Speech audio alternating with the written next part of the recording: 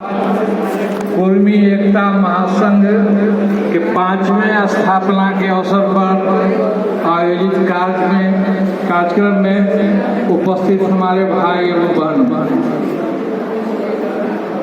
ये संगठन जिस संगठन के तत्वाधान में आज हम लोग उपस्थित हैं उसका नाम है कुर्मी एकता महासंघ। लेकिन कुर्मी एकता की जहाँ बात आती है तो मैं तो सामाजिक सरोकार में बहुत दिन से रहा हूँ और बहुत सारे ऐसे लोग हमारे साथी जो मिलते हैं वो कहते हैं कि इस समाज का कुछ नहीं होने वाला, खास करके एकता के मामले में। तो कुछ हद तक वो जो कहते हैं वो सरासर न तो गलत है न उसे नजरअंदाज करने लायक है। लेकिन इसके पीछे क्या कारण रहा है कि जिस समाज ने शिवाजी को दिया है, जिस समाज ने साहू महाराज को दिया है, जिस समाज ने सरदार पटेल को दिया है, और उस समाज के लोग आखिर इतना निराश और इस तरह की सोच क्यों रखते हैं? हमारे इतिहास में क्या कौन ऐसा चरण है जिसकी वजह से आज हमारी मन स्थिति कहीं न कहीं उस स्थिति में है? तो पहले मैं यह कहना चाहूँगा कि सामाजिक एकता यानी कुर्मी एकता तभी होगी जब हमको आपस में अपनापन का भाव, जब तक आपस में अपनापन का भाव नहीं होगा तब तक एकता संभव नहीं है। और आज इस बैठक में खुशी है कि हमारे समाज से जुड़े अनेक संगठनों के लोग उपस्थित हैं। तो मैं पहले सर्वप्रथम उन संगठनों के पदाधिकारी कार्यकर्ताओं से अनुरोध करूंगा कि जब तक आप इतने संगठन हैं सरदार पटेल के नाम पर, शिवाजी के नाम पर, रेणु जी के नाम पर, तो पहले आपको आगे आकर के आपस में अपनापन दिखाना होगा। जितने संगठन हैं उनको आपस में जब तक आप सामंजस्य नहीं दिखाइएगा तो आपको समाज को एक होने का भी कहने का कोई हक नहीं। इसलिए ये जो हम लोग का एक कार्यक्रम पटेल कुर्मी नवजागरण अभियान पिछले 1 वर्ष से चला है और हम लोग का प्रयास है कि चाहे हमारे संगठन जितने भी संगठन हैं वो अपने अपने स्तर से काम करें, अपने अपने लक्ष्य के अनुसार काम करें, लेकिन आपस में कोऑर्डिनेशन होना जरूरी है, आपस में लोगों को सामंजस्य होना जरूरी है, आपस में एक आपसी समझ होना जरूरी है कि जो समाज का कोई विशेष मुद्दा है, जो विशेष पहलू है, तो उसमें सबों को जो है एक साथ खड़ा होना है, चाहे आप किस संगठन से जुड़े हुए हैं। मुझे खुशी है कि यह प्रयास धीरे ही सही लेकिन रंग ला रहा है और आज इस सभा में भी हमारे अनेक संगठनों से जुड़े लोग यहाँ उपस्थित हैं। यह एक शुभ संकेत है। और हमारे बीच मंटू जी हैं जिन्होंने एक ऐसा बीड़ा उठाया है छात्रावास का। मित्रों, छात्रावास जो है वो केवल इस मायने में मायने नहीं रखता है कि वहाँ हमारे छात्रों को पढ़ने की सुविधा हो जाएगी, आवासन की व्यवस्था हो जाएगी। छात्रावास जो है अपने आप में एक ऐसी संस्था है जो हमारे बच्चों के बीच, क्योंकि एक समाज के अंदर वहाँ रहते हैं, तो हमारे बच्चों के बीच एक सामाजिक भाव भी पैदा करता है, अपना समाज को समझने का मौका भी देता है और साथ ही साथ हमको अन्य समाज के साथ कैसे एडजस्ट करना है, कैसे आगे बढ़ना है, इसका भी समझ देता है, जो हमारे समाज में आज के तारीख में बहुत बड़ी कमी है। इसी वजह से आज जो हम शिक्षा ग्रहण कर रहे हैं, सेवा में जा रहे हैं, नौकरियों में जा रहे हैं, ठीक है, हमारा दैनिक जीवन स्तर थोड़ा ऊपर बढ़ रहा है या हमारा आर्थिक स्थिति बढ़ रहा है, लेकिन अभी भी हम जो लैग कर रहे हैं कि हम उस शिक्षा को सामाजिक और राजनीतिक रूप से कैसे आगे बढ़ें, कैसे उसको उस रूप में उपयोग करें, ये समझ हम समाज को नहीं दे पाए हैं। शिक्षा का उद्देश्य हमारा है कि हम बच्चा जब आता है तो उसको स्कूल भेजते हैं, उसको ट्यूशन देते हैं, फिर उसको कंपटीशन के तैयारी में लगाते हैं, लेकिन समाज के कॉन्ट्रैक्ट में, समाज के परिवेश में वो नहीं आ पाता है या समझ नहीं पाता है कि समाज क्या है और अपने समाज के बीच में और दूसरे समाज के बीच में हमको कैसे एडजस्ट करना है, कैसे चलना है, यह उसको समझ नहीं है। इसलिए मैं व्यक्तिगत रूप से जानता हूं कि वो बड़े बड़े पदों पर, नौकरियों पर भी चले जाते हैं तो वहां भी उनको सामाजिक समस्याओं को फेस करना पड़ता है। कोई भी बड़ा पदाधिकारी जब पद पर चला जाता है तो उसको अन्य लोग तरह तरह से डिस्टर्ब करके, चूंकि यूनियनों पर भी उन्हीं का अधिकार है, तो वहाँ भी तरह तरह से अतिक्रम करके उनको परेशान करने का काम करते हैं। और हमारे लोगों को जो समाज को समझने में और समाज से एडजस्टमेंट करने में जो पहले से कोई ज्ञान नहीं है, कोई ऐसी नहीं है, तो वो वहाँ भी परेशानी में पड़ जाते हैं। इसलिए हमको शिक्षा को केवल रोजी रोटी के साधन के रूप में नहीं उपयोग करना है। शिक्षा को, शिक्षा के बल पे हम अपने सामाजिक और राजनीतिक उत्थान कैसे कर सकते हैं, जब तक लोगों के बीच इसकी जागरूकता नहीं होगी तब तक जो है आप सामाजिक रूप से और राजनीतिक रूप से सबल नहीं हो सकते हैं। एक विधायक होना, मंत्री होना एक अलग बात है, लेकिन समाज में सामाजिक और राजनीतिक समझ होना उससे भी बड़ी बात है। यह आपको करना पड़ेगा, धीरे ही सही, लेकिन एक सुव्यवस्थित ढंग से करना पड़ेगा। और जो छात्रावास जो भी बन रहा है वहाँ भी मैं अनुरोध करूँगा कि अपने बच्चों को वहाँ जो है उनको समाज के बारे में भी उनको जानकारी होना चाहिए और भविष्य में जब वो आगे जाएंगे, आगे अन्य समाज से जो इनको इंटरेक्ट होगा तो वो कैसे उनको मैनेज कर पाएंगे, उनके बीच कैसे अपने को स्थापित कर पाएंगे, यह समझ भी उनको दिलाना होगा। देखिए, कुछ ऐसे समाज से लोगों को मेरा परिचय है और उनसे पूछे कि भाई जिस चीज़ को हम लोग नहीं कर पाते हैं आप लोग कैसे कर लेते हैं, क्या रीजन है, क्या विशेषता है कि कोई जो सामाजिक समस्या आती है हम उसको डील नहीं कर पाते हैं और आप लोग इतना आसानी से इसको झेल लेते हैं। उन्होंने बताया कि देखिए, हमारे समाज में एक जनेऊ उपनयन जिसको कहते हैं वो होता है और उस समय लोगों को अपने बच्चों को ये समझाते हैं कि तुम क्या हो और तुमको आगे कैसे चलना है। उसको समझाया जाता है कि तुम सबसे अच्छी और उत्कृष्ट इस धरती पर पैदा लिए हो और तुमको इसी रूप में इस धरती पर रहना है और हर जगह उसी तरह से हर लोगों को उसी तरह से आपको डील करना है।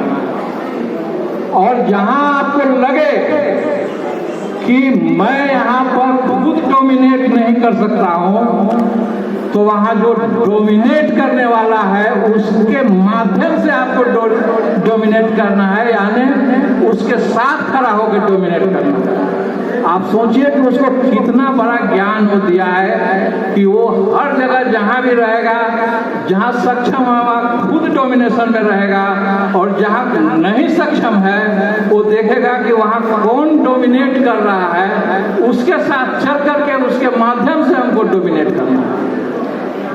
तो ये सब कला हमारे समाज में नहीं है, उसको देना पड़ेगा। यदि उसको आपको सरवाइव करना है तो ये कला आपको सिखाना होगा, क्योंकि शिक्षा के बाद चाहे तो आप व्यवसाय में जाएंगे या सेवा में जाएंगे या जीवन के जिस क्षेत्र में भी जाएंगे, आपको समाज को झेलना पड़ेगा, अन्य समाजों के साथ एडजस्टमेंट करना पड़ेगा और अपने आप को सारे लोगों के बीच में कैसे एडजस्ट करेंगे और कैसे अपने आप को बना के रखेंगे, यह समझ जब तक हम अपने बच्चों को शुरू से नहीं देंगे तो वो जा करके और वहाँ नौकरी में और उनको भी समस्या होगी। चाहे वो व्यवसाय में जाएंगे, वहाँ भी अन्य समाज से नहीं एडजस्ट कर पाएंगे, उनका बिजनेस नहीं चलेगा। तो समाज की समझ और राजनीति की समझ वो सबों को होना चाहिए और उसमें जो हम शिक्षा ग्रहण कर रहे हैं यह इसको हमको माध्यम बनाना चाहिए। तीसरी बात जो है, एक बात और करके मैं अपनी बात लगा, कहा है कि बहुत लोग यहाँ पे बोलने वाले हैं। मित्रों, हमको आर्थिक रूप से भी सबल होना है। तो आर्थिक रूप से सबल होना इस आर्थिक युग में, तो जितना भी आर्थिक स्रोत है उस तक हमको पहुंचना पड़ेगा। एक शिक्षा और सेवा एक माध्यम है, लेकिन वह आज की स्थिति में ऐसा नहीं है कि हर आदमी को नौकरी मिल जाएगा, पढ़ने के बाद नौकरी मिल जाएगा। तो अलग अलग क्षेत्रों में भी हमको ध्यान देना पड़ेगा और व्यवसाय की ओर बढ़ना पड़ेगा। और सबसे बड़ी बात है कि देश के जो संसाधन होते हैं, सरकार जो प्लान बनाती है उस प्लान में अरबों खरबों रुपया का बजट होता है और वो अरबों खरबों का बजट किसी न किसी माध्यम से, किसी न किसी योजना के माध्यम से, किसी न किसी तरह वह आम लोगों तक पहुंचता है और वह एक आर्थिक संसाधन का बहुत बड़ा स्रोत है जिसमें हमारे समाज की भागीदारी न के बराबर। सरकार जो योजना बनाती है वह भी, उसका भी लाभ हमारा समाज नहीं ले रहा है। जैसे मान लीजिए कि व्यवसाय के लिए बहुत सारी योजनाएं सरकार चलाती है, उसको हमारे समाज के लोग नहीं ले रहे हैं। बहुत सा चीज़ जो सरकार करती है उसमें सप्लाई का मैटर है, जो सप्लाई होता है सरकार जो संसाधन जो सप्लाई चैनल में भी हमारे समाज के लोग नहीं। तो आपके पास जो संसाधन है, स्रोत है, इनकम है, आखिर आएगा कैसे? तो एक और हम लोगों को इस संसाधन के प्रति भी जागरूक होना होगा और कहाँ कहाँ है उसकी खोज करके उस तक पहुँचना पड़ेगा और लोगों को इसमें जागरूक करना पड़ेगा। दूसरा चीज़ है कि संसाधन संपन्न आप कैसे होंगे? एक तरफ से आएगा, दूसरी तरफ से लीक होते चला जाएगा, ऊपर से आया और नीचे से चला गया, तो फिर आप वहीं को वहीं रहेंगे। तो हमारे समाज में अभी भी बहुत सारी ऐसी कुरीतियाँ हैं, ढोंग है, पाखंड है, जिससे हम आज भी पीड़ित हैं। और जो हम कुछ संसाधन किस मेहनत से कमा भी पाए हैं, कुछ मेरे पास आया भी है, तो उसको भी हम अनेक तरह के दिखावे में जो है उसको पुनः जो है वापस करते हैं। तो इस पर भी हमको ध्यान देना पड़ेगा कि जो संसाधन हमारे पास है उसका हम उपयोग किस रूप में करें। उसको ऐसा नहीं है कि दिखावे में और केवल अपने शान शौकत में, या जो परंपरा है जिससे बच करके भी हम अपना काम चला सकते हैं, तो उसके प्रति भी अपने लोगों को जागरूक करना पड़ेगा। और इन्हीं बात के साथ अपनी बात समाप्त करता हूँ। धन्यवाद संचालक महोदय। नमस्कार।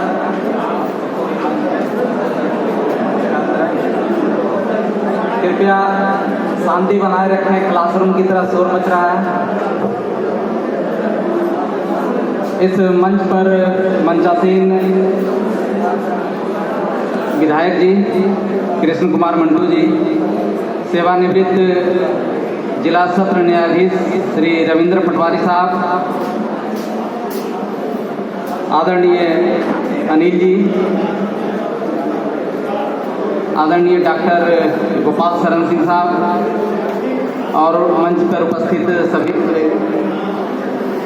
सभी लोग, डॉक्टर विदेश बाबू, यहाँ पर उपस्थित सभी हमारे समाज के अभिभावकगण, साथीगण। शोर बहुत मच रही है, कृपया आवाज़, बच्चे के क्लासरूम में भी इतना आवाज़ नहीं होता जितना कि एक बैठक में आवाज़ हो रही है। अभी भी आवाज़ आ रही है, कृपया शांति बनाए रखें। तो मैं लखनऊ से आया हूं और ये तीसरा मीटिंग में यहाँ पे पटना में उपस्थित हुआ हूं। मैं रेलवे में मैकेनिकल इंजीनियर हूं, 24 साल से रेलवे में मैं सेवा दे रहा हूं और सामाजिक कार्यक्रमों में लखनऊ में भी या गांव में हमारी उपस्थिति रहती है। सामाजिक कार्य मेरा इंटरेस्ट स्टूडेंट लाइफ से रहा है, लेकिन हमारे माता पिताजी की इच्छा थी कि नहीं नौकरी करना, इसलिए मैं नौकरी कर रहा हूँ। तो सामाजिक सरोकार के कारण मैं यहाँ आया हूँ। एक मीटिंग कल दिल्ली में थी और ओबीसी पार्लियामेंट्री कमेटी के प्रेसिडेंट गणेश सिंह सतना के जो एमपी साहब हैं उनके साथ बैठक थी, लेकिन उस बैठक को हम कैंसिल करके यहाँ पे आए हैं कि समाज में क्या चल रहा है जाने, और समाज में बहुत सारी बातें हैं जिसमें सुधार की आवश्यकता है। हम यहाँ पे लिखे कुर्मी एकता महासंघ, और कहीं न कहीं जब कुर्मी एकता महासंघ है तो दो बातें हैं कि हमको एकता बनाना है और कहीं न कहीं हम महसूस करते हैं कि अभी तक हम एक ना हो पाए हैं, और एक होने के लिए कई बड़े बड़े कार्यक्रम अब तक होते रहे हैं और आगे भी होंगे। फिर भी कहीं न कहीं लोगों को कमी लगती है कि हमारे बीच एकता अभी भी नहीं हुई। तो हम उन सभी कारणों को महसूस करते हैं कि भाई एकता हुई कैसे नहीं है। और जो मंच पे शिवाजी महाराज और सरदार वल्लभ भाई पटेल जी की जो तस्वीर है, हमारे समाज के प्रेरणा स्रोत महापुरुष हैं। ये सामाजिक राजनीतिक प्रेरणा स्रोत हो सकते हैं, लेकिन हमें शैक्षणिक और सांस्कृतिक सुधार के भी जो प्रेरणा स्रोत हमारे महानायक छत्रपति साहू जी महाराज, महामना राम स्वरूप वर्मा, स्थानीय स्तर पर बिहार में शिक्षा जगत में कार्य करने वाले गुरसाहाय बाबू, RL चंदापुरी जी, इन लोगों का भी चित्र प्रदर्शन हमारे मीटिंगों में होना चाहिए। क्योंकि इन लोगों ने जीवन अपना सामाजिक उत्थान में दिया है, तो सामाजिक, राजनीतिक, सांस्कृतिक, शैक्षणिक और आर्थिक जब तक सभी तरफ चौतरफा किलाबंदी नहीं होगा तब तक समाज में उत्थान नहीं होगा। जैसा कि अभी इंजीनियर अनिल जी ने कहा कि कई ऐसे गवर्नमेंट के स्कीम आते हैं, हमारा समाज कहीं है ही नहीं, कोई कंपनी उसने बनाया ही नहीं, कहीं टेंडर ले ही नहीं पाता है, कोई प्राइवेट कॉन्ट्रैक्ट ले ही नहीं पाता है। तो हमारा समाज अभी ज़मीन खरीदने और मकान बनाने में व्यस्त है कि पटना में 1 कट्ठा ज़मीन खरीदो, लेकिन कंपनी रजिस्टर्ड कराओ, कंपनी बनाओ, इस लेवल तक अभी तक नहीं पहुंचा है। उन सब क्षेत्रों में भी आपको इन करना पड़ेगा, ये आर्थिक समृद्धि के लिए। दूसरी बात, बहुत बड़ी बात अनिल जी ने कहा कि हम कई कुरीतियों में फंसे हुए हैं। आज भी हमारे गांव में एक मृत्यु भोज है, ब्रह्म भोज बोलते हैं। तो हमारा समाज ऐसे कई कुरीतियों में जन्म से लेकर के मृत्यु तक पुरानी परंपरा को ढोते हुए लाखों करोड़ों रुपया पर डे कुरीतियों में बर्बाद करता है। उस कुरीतियों को भी छोड़ना पड़ेगा। समाज में जो कुरीतियाँ जो रही है वो कुरीतियों को कहीं न कहीं स्थापित किया गया, शासन व्यवस्था के द्वारा स्थापित किया गया। लेकिन आज जो नई शासन व्यवस्था है वो भारत का संविधान है, सभी शासन व्यवस्था में सभी को भारत का नागरिक माना गया है। लेकिन 500, 700, 1000 साल पहले यदि कहा गया कि नहीं आप भारत के नागरिक का कंसेप्ट ही नहीं था, ये जाति बिरादरी वर्ग में तोड़ करके भीड़ को यदि तोड़ दिया गया, आज भी हम उसको ढो रहे हैं और किसी न किसी को हम जाति के नाम पर उसकी श्रेष्ठता को स्वीकार किए हुए हैं, जबकि शासन व्यवस्था उसको स्वीकार करने की बाध्यता नहीं करता। वो कहता है कि सभी लोग भारत का नागरिक है, न्याय व्यवस्था, शिक्षा व्यवस्था, सभी व्यवस्थाएं सभी के लिए बराबर है। लेकिन वस्तु स्थिति ये है कि हमने जो नई शासन व्यवस्था उसको समझा नहीं है और पुरानी जो 200-400 साल पहले हमारे समाज के ऊपर जो शासन व्यवस्था के द्वारा जो विभाजन और जो कुरीतियाँ थोपी गई है उसका हम पालन कर रहे हैं और उसको हम अपना कर्तव्य मान लिए, उसको धर्म मान लिए। और उसमें प्रत्येक परिवार का, प्रत्येक समाज का काफ़ी पैसा बर्बाद होता है। जन्म से लेकर मृत्यु तक हम कोई निर्णय स्वयं नहीं लेते हैं। आज भी हमारा समाज जो एकता की बात होती है, यदि आप अपने समाज की ही बात करें तो करीब 100 उपजातियों में बटा हुआ है। आज भी एक उपजाति दूसरे उपजाति के साथ खुले मन से रिश्ता नहीं कर रहा है। ये भी यही पुरानी व्यवस्था की देन है। तो एकता होगा कैसे?